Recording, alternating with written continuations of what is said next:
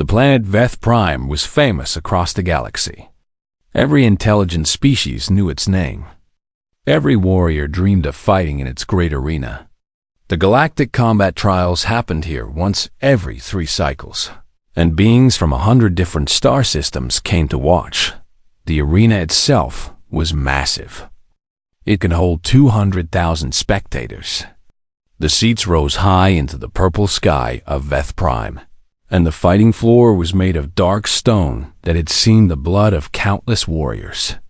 Giant screens floated in the air, showing the fights to those sitting far away. Today was the opening day of the trials. The stands were full.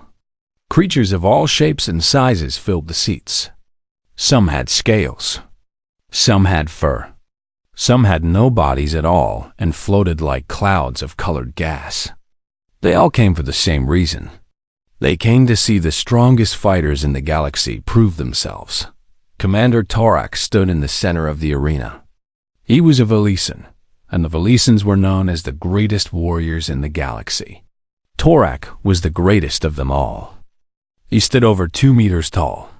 His body was covered in thick green scales that could stop a blade. His arms were as thick as tree trunks, and his claws could tear through metal. He had not lost a single fight in 3 cycles. Many believed he could not be beaten. Torak raised his arms, and the crowd screamed his name. He smiled, showing rows of sharp teeth. This was his arena. This was his moment. He had fought creatures from every corner of the galaxy and defeated them all. There was no one left who could challenge him. Then the announcement came. "The next challenger comes from a new world," the voice said through the speakers. "A planet called Earth, a species called humans." The crowd grew quiet. Humans were new to the galactic community. They had only made contact with other species 10 years ago. Nobody knew much about them. Some said they were weak. Some said they were clever. Nobody thought they were fighters. A door opened at the far end of the arena. Torak watched with interest. He wondered what kind of creature Earth had sent to face him. Then she walked out. Her name was Yuna. She was 24 years old.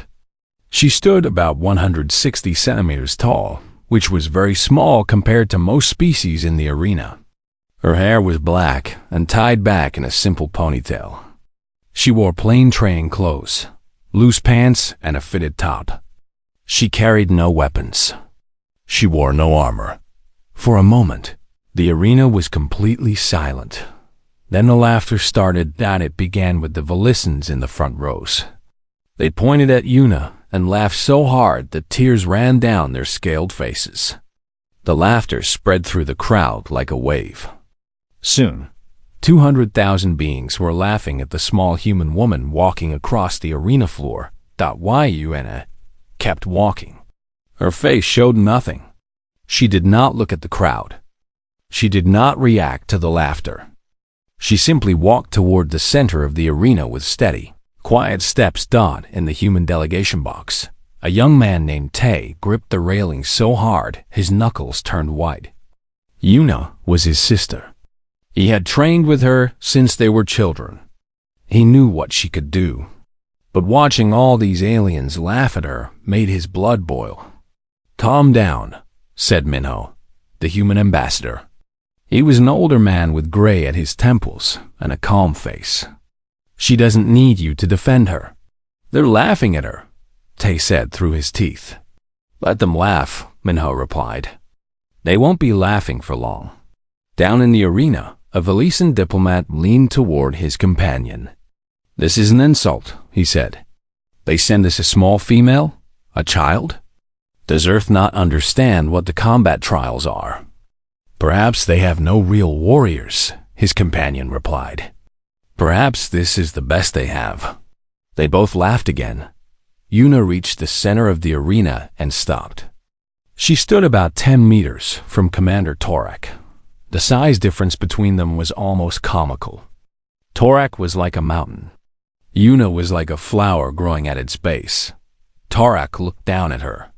His yellow eyes studied her small body. He saw no muscles. He saw no weapons. He saw no threat. "Is this a joke?" he asked. His voice was deep and rough, like rocks grinding together. "Did Earth send you to make me laugh before my real opponent arrives?" Yuna did not answer. She simply looked up at him with dark, steady eyes. "I asked you a question, small one," Torak said. He stepped closer. "Are you my opponent, or are you the entertainment?" "I am your opponent," Yuna said.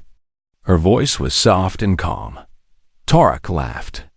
It was a terrible sound, like thunder mixed with breaking glass. "Then Earth has made a grave mistake. I will try not to kill you, little female. But I cannot promise anything. When the fighting spirit takes me, I sometimes forget my own strength." Yuna bowed slightly. It was a gesture from her home country, a sign of respect before a match. The aliens did not understand it. They thought she was lowering her head in fear. "Look!" Someone in the crowd shouted. "She bows to him already. She knows she cannot win." More laughter filled the arena. Yuna straightened up. She rolled her shoulders once, then twice. She shook out her hands and feet. These were simple movements, nothing impressive. But if anyone had been watching closely, they would have seen how smoothly she moved.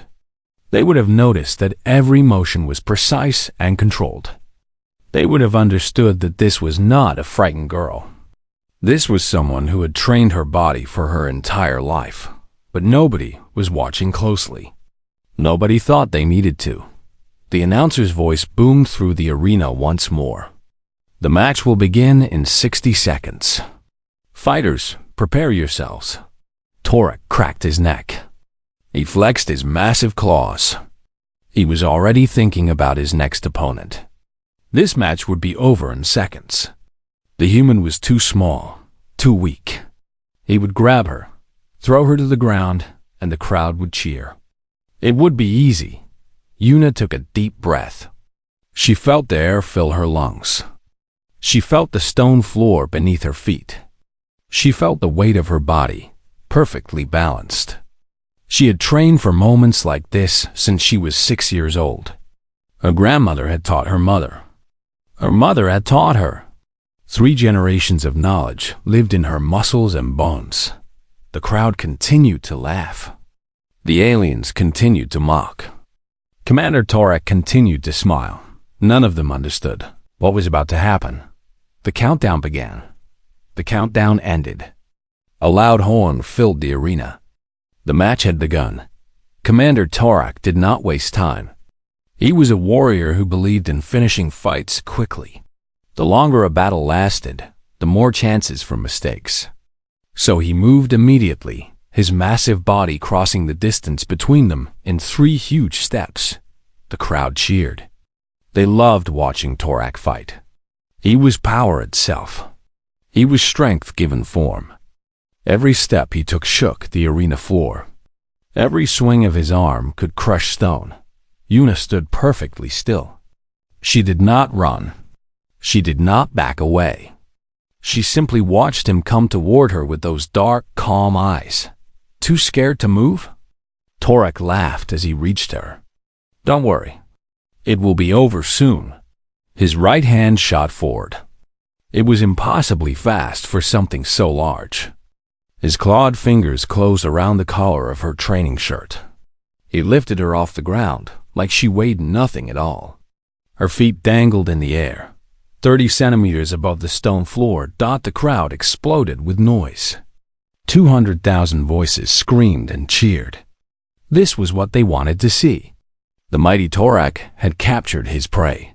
The small human was helpless in his grip. In the human delegation box, Tay leaned forward.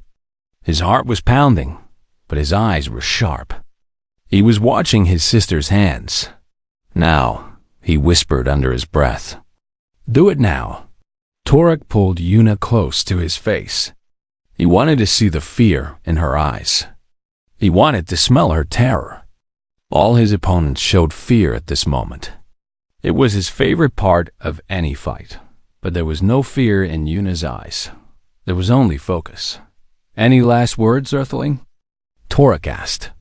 His hot breath washed over her face. It smelled like meat and smoke. Una did not answer with words. Her right hand moved. It was not a punch. It was not a strike. It was something softer, almost gentle. Her index and middle finger pressed together and touched a spot just below Torek's jaw. It was a small movement. It took less than a second, but it was enough. Torek's yellow eyes went wide. His mouth opened, but no sound came out. He tried to speak, but his throat would not obey him. He tried to growl, but his voice had disappeared.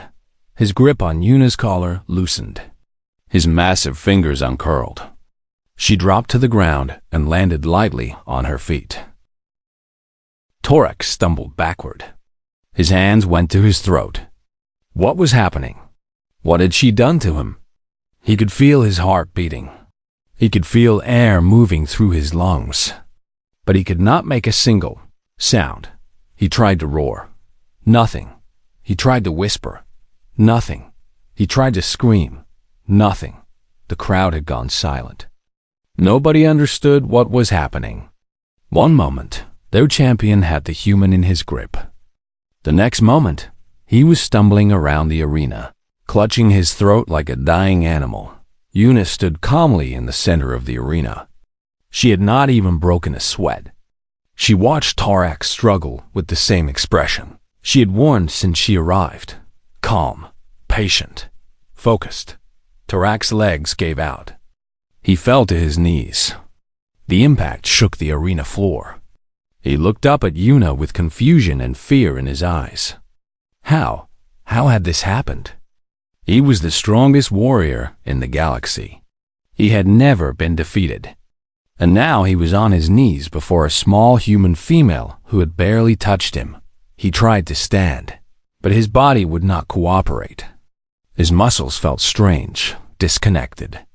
The signals from his brain were not reaching his limbs properly. He fell forward onto his hands, his claws scraping against the stone. Una walked toward him slowly. She stopped about a meter away and looked down at him. On my planet, she said softly, we learned long ago that strength is not everything. We learned that every body has weak points. Every warrior has gaps in their armor. You just have to know where to look. Torek tried to respond, but he could not.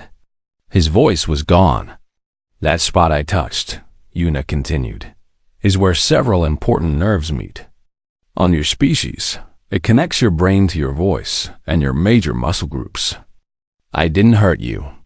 I just turned some things off. The crowd was still silent. Nobody could believe what they were seeing.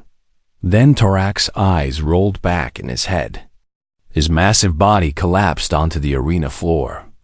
He was unconscious. For a long moment, nobody moved. Nobody spoke. The silence was so complete that Una could hear her own heartbeat. Then the human delegation box erupted with cheers. Tay jumped to his feet, screaming his sister's name. Minho allowed himself a small smile. Other humans hugged each other and cried with joy. The aliens in the crowd looked at each other with confusion and fear. What had just happened? Their greatest champion had been defeated by a human who barely touched him. It was impossible. It did not make sense. The announcer's voice filled the arena, shaky with disbelief. The winner is the human challenger, Una of Earth. Una bowed once more, to the fallen Torek, to the crowd, to the arena itself. Then she turned and walked back toward the exit. Her footsteps were the only sound in that vast, silent space. In the front row, the Valisan diplomat who had laughed at her was no longer laughing. His face was pale green with shock. His hands were trembling. What is she? He whispered to his companion. What are humans? His companion had no answer. He could only stare at the small woman walking away from their fallen champion. Medical teams rushed onto the arena floor. They surrounded Torek's unconscious body. They scanned him with their devices and looked at each other with confused expressions. Is he dead? Someone in the crowd shouted. "No," a doctor called back. "He's alive, but we don't understand what happened to him." They lifted Torak onto a floating stretcher and carried him away. The greatest warrior the galaxy had ever known, defeated in seconds by a human who had used only 2 fingers. In the human delegation box, Minho stood up and straightened his jacket. He knew what would come next. The Galactic Council would demand explanations. The Valisans would cry foul. There would be accusations and investigations and political storms. But he was not worried. Humanity had just sent a message to the entire galaxy. They were not the weak, harmless species everyone thought they were. They had skills that other species could not understand. They had knowledge passed down through thousands of years of history. As Yuna reached the exit, she paused and looked back at the arena one last time. The crowd was beginning to murmur now, voices filled with fear and confusion. They had come expecting entertainment. They had received a lesson. Tay met her at the door. He wrapped his arms around her in a tight hug. "You did it," he said, his voice thick with emotion. "You actually did it." Yuna hugged him back. "Grandmother would have done it faster," she said quietly. Tay laughed despite the tension. "Grandmother would have taken out 10 of them." They walked together down the corridor, leaving the arena behind. The sound of confused voices followed them, but Yuna did not look back again. She had done what she came to do. She had shown the galaxy that humans were not to be underestimated. Now it was time to see what would happen next. Commander Torak woke up in a bright white room. The lights above him were too strong. They hurt his eyes. He blinked several times, trying to understand where he was. The medical bay. He was in the medical bay of the Valisan ship. He tried to sit up, but his body felt heavy and strange. His muscles responded slowly, like they were waking up from a long sleep. He managed to push himself into a sitting position on the medical bed. His head was pounding. What had happened? Then the memories came flooding back. The arena. The small human woman. Her fingers touching his throat. And then, darkness. He had lost. Torak opened his mouth to call for the doctors. He wanted answers. He wanted to know what that human had done to him, but no sound came out. He tried again. He pushed air through his throat, moved his tongue, opened and closed his mouth. But there was only silence. Not even a whisper. Not even a breath of sound. Panic started to build in his chest. He was a commander. A warrior. His voice was part of his power. He used it to give orders, to intimidate enemies, to rally his troops. Without his voice, he was... What? What was he? He slammed his fist against the bed. The metal frame bent under the impact. At least his strength was still there. At least he could still fight. The door opened, and 3 Valisan doctors rushed in. They had been monitoring him from outside. When they saw him awake, their faces filled with relief and concern at the same time. "Commander Torak," the lead doctor said, "you're awake. How do you feel?" Torak tried to answer. Nothing. The doctors exchanged worried looks. "Can you speak, Commander?" The lead doctor asked carefully. Torak shook his head. He pointed to his throat and shook his head again. The doctors moved quickly. They brought scanning devices and held them over his body. Blue lights moved across his scales. Data appeared on floating screens around the bed. "There's no physical damage," one doctor said, confused. "His vocal cords are intact. His throat is undamaged. Everything looks normal. Then why can't he speak?" Another doctor asked. The lead doctor studied the scans more closely. He was the oldest and most experienced of the medical team. He had treated warriors from 100 different battles. He had seen every kind of injury imaginable. But he had never seen anything like this. "Look here," he said, pointing to a section of the scan. "The neural pathways. The connections between his brain and his voice. They're disconnected. Not damaged, just turned off. Like someone flipped a switch. That's impossible, the young doctor said. You can't just turn off neural pathways with a touch. And yet, the lead doctor replied, that is exactly what has happened. Torak listened to their conversation with growing horror. That human woman had done something to his brain. She had reached inside him with nothing but her fingers and changed how his body worked. How was that possible? What kind of power did humans have? He grabbed a datapad from the nearby table and typed quickly. His claws made the typing awkward, but he managed. Fix I, the message said. Fix me now. The lead doctor read the message and sighed. Commander, we don't know how to fix it. We don't understand what was done. We need to study this more. We need time. How long? Torak typed. The doctor hesitated. We don't know. It could be days. It could be weeks. It could be longer. Torak threw the datapad across the room. It shattered against the wall. He tried to roar in frustration, but again, nothing came out. The silence only made his anger worse. The doctors backed away, afraid of his temper. Outside the medical bay, the news was spreading through the Velisan ship and beyond. Commander Torak, the undefeated champion, had been silenced by a human. He could not speak. He could not even make a sound. The greatest warrior in the galaxy had been reduced to typing messages like a child learning to communicate in his private chamber later that night. Torak sat alone in the darkness. He had refused to see anyone. He had refused to eat.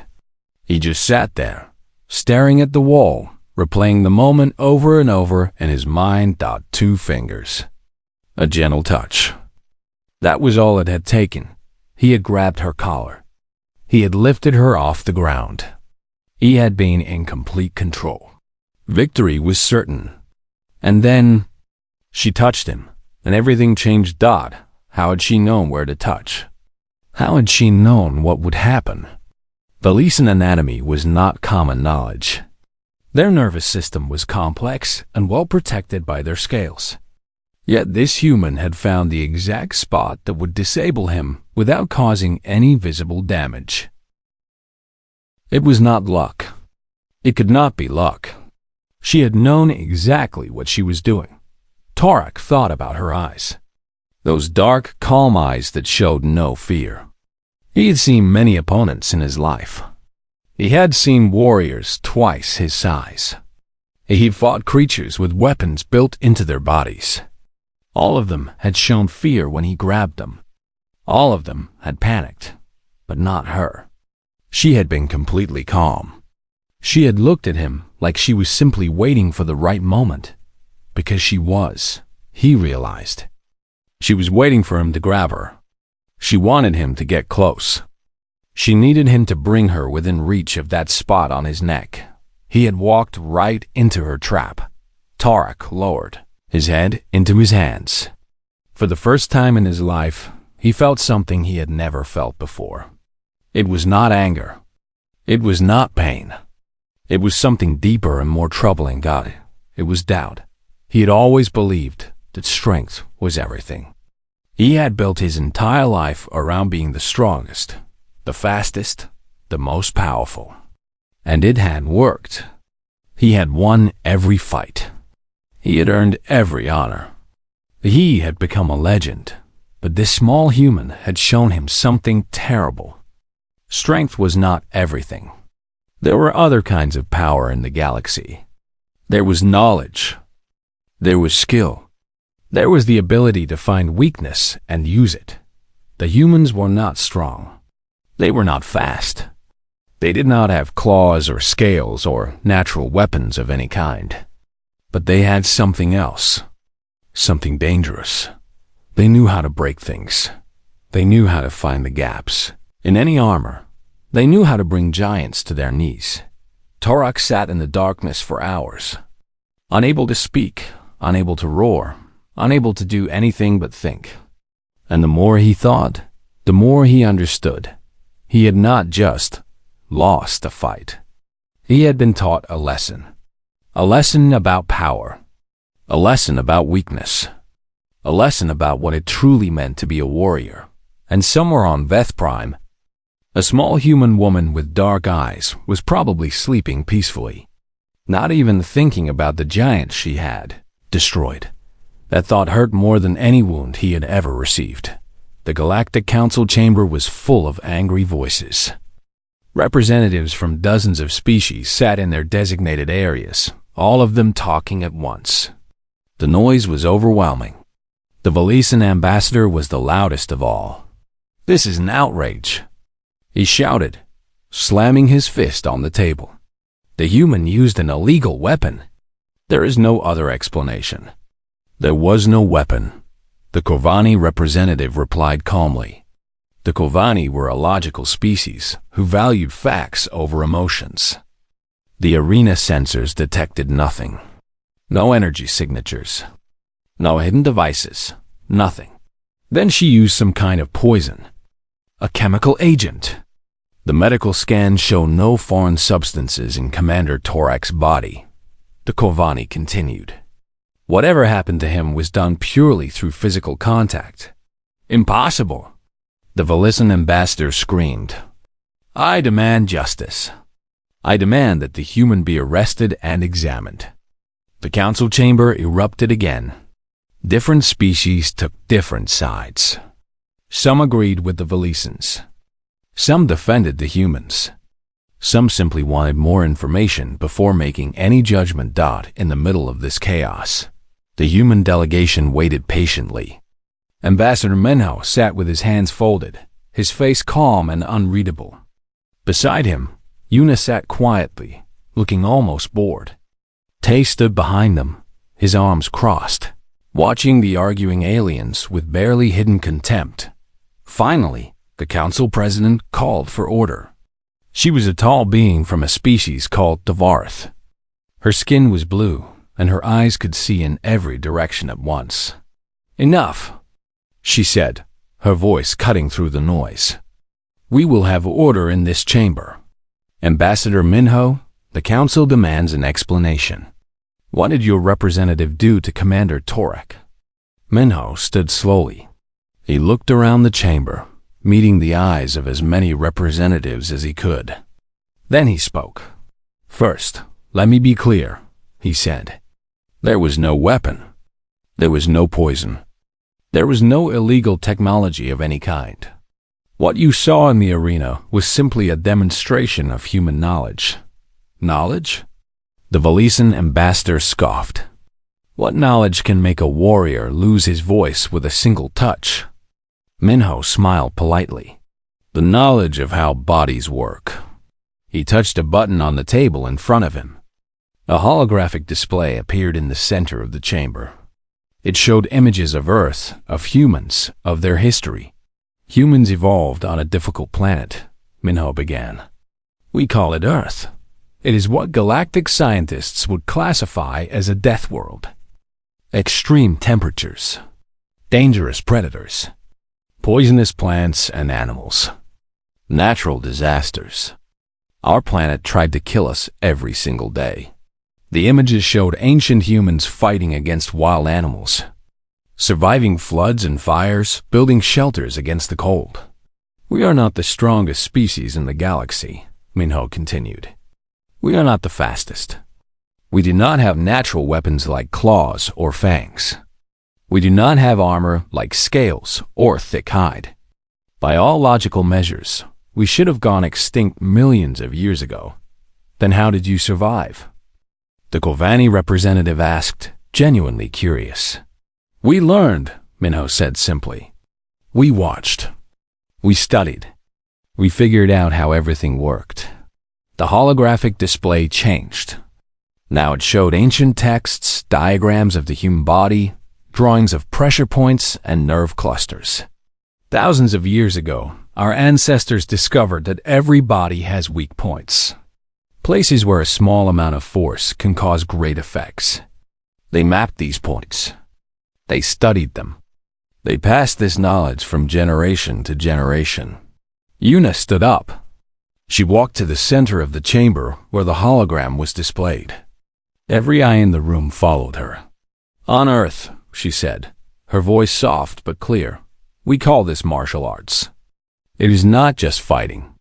It is a complete understanding of how bodies work, how to heal them, how to break them, how to control them." She pointed to a diagram of a humanoid figure with dozens of points marked on it. These are some of the pressure points on a human body. Some cause pain. Some cause paralysis.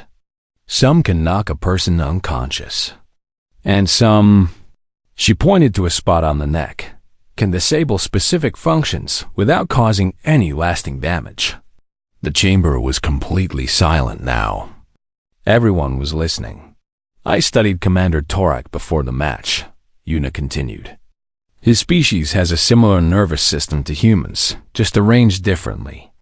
I found the equivalent point on his body. When he grabbed my collar and brought me close, he gave me the perfect opportunity to reach it." "So it was a trap," the Vorath president said slowly. "You allowed him to grab you." Yuna nodded. "In my culture, there is a form of martial art called Hapkido. It teaches us to use an opponent's strength against them. The harder they attack, the easier it is to defeat them. Commander Torak is very strong. That strength made him predictable. He always goes for a quick grab. I simply waited for it." The Velisan ambassador looked sick. This is monstrous. You can disable anyone with a touch." "Not anyone," Yuna replied. "Every species is different. I would need to study their anatomy first. But the principle is the same. Every body has weak points. Every warrior has gaps in their armor. You just have to know where to look." Minho stepped forward again. "Humans have spent 10,000 years perfecting these techniques. Every generation has added to our knowledge. Every culture on our planet has contributed something. What my colleague did to Commander Torak is not magic. It is not technology. It is simply the result of thousands of years of study and practice. And any human can do this?" Dukovani asked. "Any human can learn," Minho said. "Those who dedicate their lives to it, like Miss Yuna, can achieve remarkable levels of skill. She has trained since she was 6 years old. Her mother trained her. Her grandmother trained her mother. 3 generations of knowledge live in her hands." The chamber was quiet for a long moment.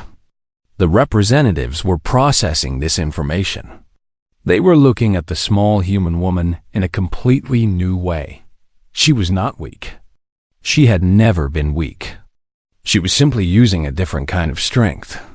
A strength that did not depend on size or muscle or natural weapons.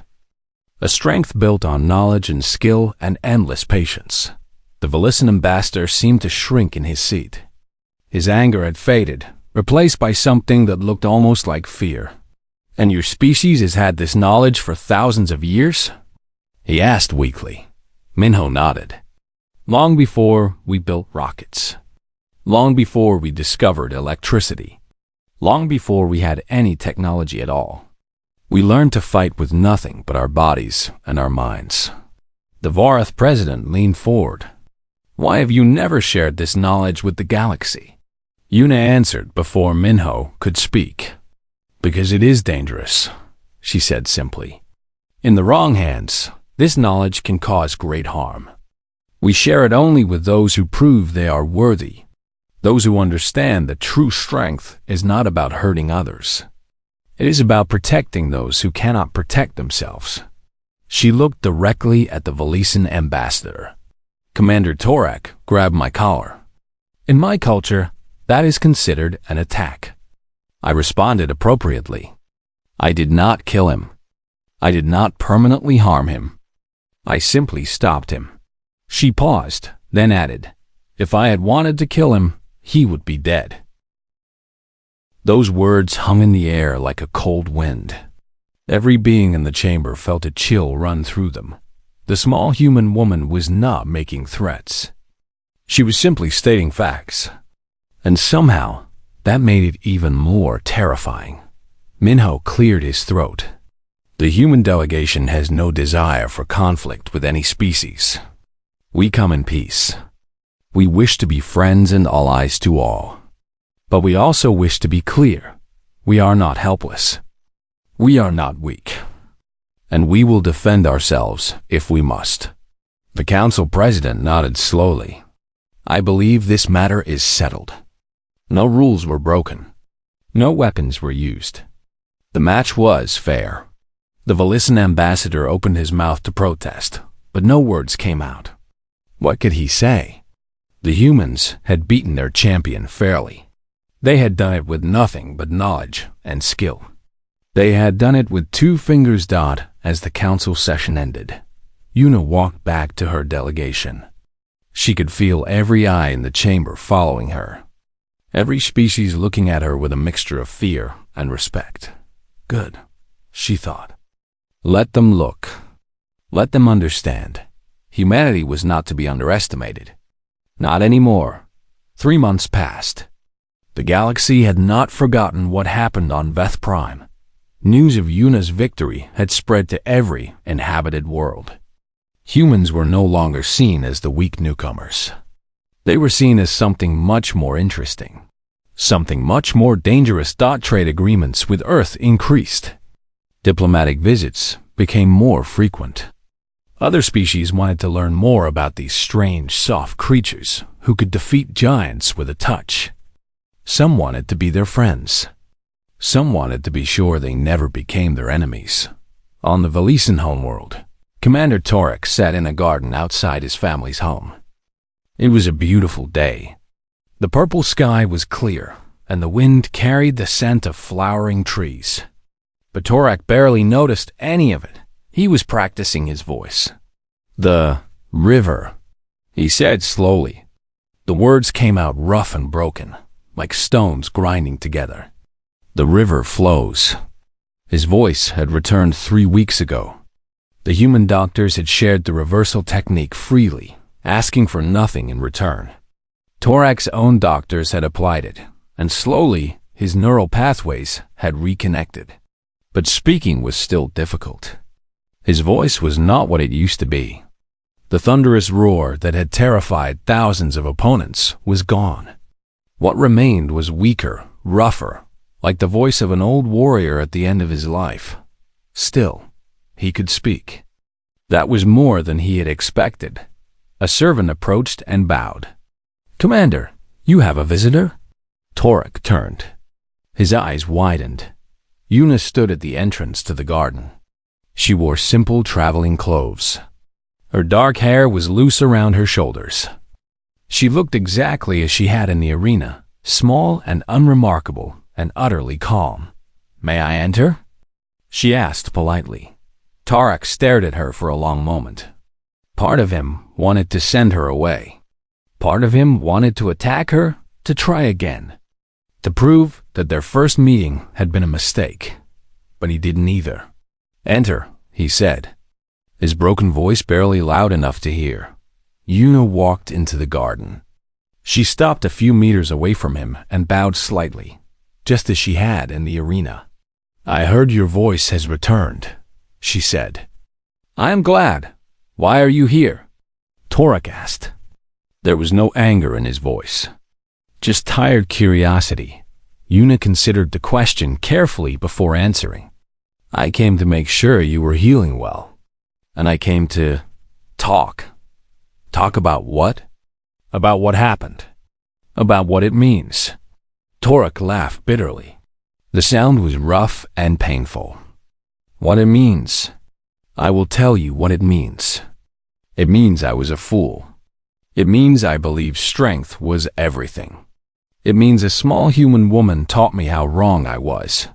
Yuna shook her head. "That is not what I intended to teach you. Then what?" She walked closer and sat down on a stone bench near him. She looked out at the garden, at the strange alien flowers and the purple sky. "On my planet," she said slowly, "there is a saying. The river does not fight the mountain.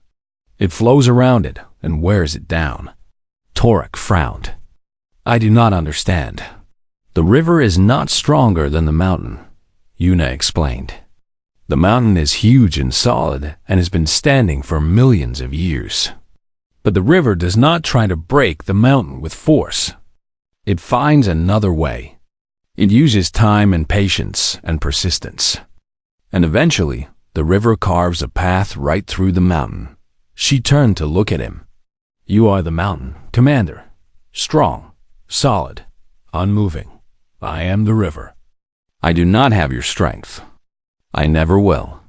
But I found another way to overcome you. Torak was silent for a long moment. Then he said, You could have killed me. Yes. Why didn't you? Yuna smiled slightly. Because that was not the lesson you needed to learn. What lesson did I need? That there are many kinds of strength. That the strongest warrior is not always the one with the biggest muscles or the sharpest claws. That true power comes from understanding, not from force. Torak thought about this. He thought about all the fights he had won, all the opponents he had crushed. He had always believed he was the best because he was the strongest. He had never considered that there might be other ways to measure strength. Your people, he said slowly. They have known this for thousands of years? Yuna nodded. My grandmother was a master of martial arts. She was smaller than me, weaker than me, but she could defeat opponents 3 times her size without breaking a sweat. She taught my mother, and my mother taught me. And your grandmother? She was taught by her mother, and her mother by her mother. It goes back many generations, many centuries. Torak shook his head in wonder. All that knowledge passed down through families. That is how humans survive, Yuna said. We share what we learn. We teach the next generation everything we know. We add to the knowledge and pass it on. Each generation becomes a little wiser, a little more skilled, a little better prepared. We Velisans pass down strength, Torak said. We breed for size and power. We train our muscles and our reflexes. And that has made you formidable warriors, Yuna agreed. But knowledge is a different kind of inheritance. It does not fade with age. It does not weaken when you are injured. It stays with you forever and can be shared without losing any of it. Torak stood up slowly. His body still felt heavy, but his mind was lighter than it had been in months. He walked to the edge of the garden and looked out at the city beyond. Thousands of Velisans went about their daily lives, unaware that their greatest champion was having his entire worldview changed by a small human. I hated you, he admitted. After the fight, I hated you more than I have ever hated anyone. I know, Yuna said simply. But now, he turned to face her. Now I think I understand. You did not just defeat me. You showed me something I needed to see. Something I had been blind to my entire life. Yuna stood and walked to stand beside him. For a long moment, they looked out at the city together, the giant Velusan and the small human standing side by side. What will you do now? Yuna asked. Torak thought about the question. What would he do? He could not go back to the arena. Not as he was. His voice was broken. His confidence was shattered. He was no longer the undefeated champion, but perhaps that was not such a bad thing. I think, he said slowly, I will learn. I will study. I will try to understand what you understand. He looked down at her. Would you teach me? Yuna smiled. It was the first real smile he had seen on her face. It transformed her entirely, making her look warm and kind instead of cold and focused. I cannot teach you human martial arts, she said. Your body is too different. The techniques would not work. But I can teach you the principles behind them. The way of thinking that makes them possible. She held out her hand. It was a human gesture of respect and agreement. Torak had learned about it during his recovery. I would be honored to learn from you, he said. He took her hand. His massive clawed fingers wrapped gently around her small human hand. They shook once, twice, 3 times. From that day forward, Commander Torak was a different being. He no longer sought victory through strength alone. He studied. He learned. He asked questions. He opened his mind to new possibilities, and across the galaxy, word spread of a new alliance. The Valisans and the humans. The mountains and the rivers. 2 species that seemed completely different, but had found common ground. The Galactic Council no longer underestimated humanity. Earth was small. Earth was young. Earth's people were soft and fragile. But they carried within them 10,000 years of learning how to survive against impossible odds. They knew how to find weakness in any armor. They knew how to bring giants to their knees with nothing but wisdom and skill. And now they had friends among the giants themselves. The universe was vast and full of dangers. But humanity had found its place in it. Not as the strongest or the fastest or the most powerful, but as the species that understood, the species that learned, the species that could turn any weakness into strength. And that, perhaps, was the most dangerous thing of all.